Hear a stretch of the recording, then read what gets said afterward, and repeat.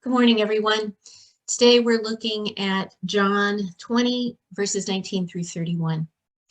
On the evening of that first day of the week, when the disciples were together with the doors locked for fear of the Jewish leaders, Jesus came and stood among them and said, "Peace be with you."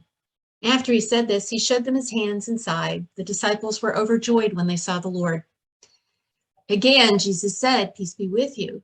As the Father has sent me, I am sending you."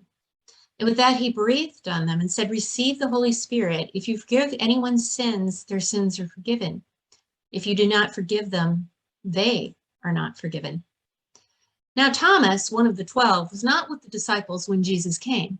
So the other disciples told him, "We have seen the Lord." But he said to them, "Unless I see the nail marks in his hands and put my finger where the nails were and put my hands into his side, I will not believe."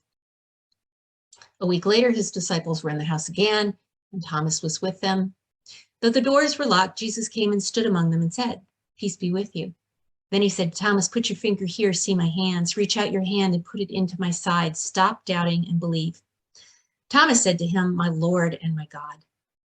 And Jesus told him, "Because you have seen me, you have believed, but blessed are those who have not seen and yet have believed."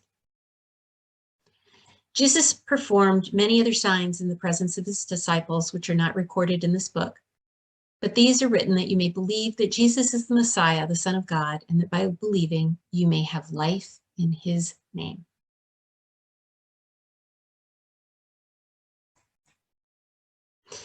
So there you have it. This is the story of Thomas and his doubts. I think it's a good reminder that we're all very, very different people. We are all different in so many ways. We have different personalities. We have different experiences. We think differently. And God made us that way, and it's fine. So as I look at this, the very first thing I wonder about is, where was Thomas while the other disciples were together? The other 10 are together. And I don't know, but I think about what I know about the disciples, and I know that they all have very different personalities. They're very different people. And you get Peter, who's kind of rash and outspoken, like, "Oh yeah, Jesus, I'm going to follow you." And then, he doesn't. And then you've got, Judas, of course, who's just no longer there.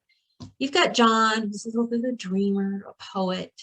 And then you have Thomas, who you don't hear from very much. But when you do, he says something really principled, and he says something really truthful. So he strikes me as kind of the quiet guy, the realist.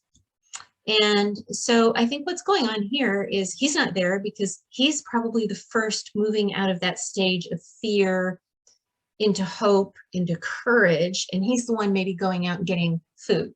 They need food to live. They can't all just stay in hiding forever. And it's been a week now since Jesus was resurrected. So he misses out on this appearance of Jesus. And when he comes back, I think it's kind of what you would expect, that he says to the other disciples, "Okay, that's a great story. But does it really hold water? I mean, really, here, I have to see it. I don't know that I believe it." Because he's just that kind of guy. There's nothing wrong with that. He just wants what they have already had. And so here's the other thing, is that when he asks and when he says, "I really want to know," what does Jesus do? He shows up. Very next week, he shows up. "Thomas, here I am.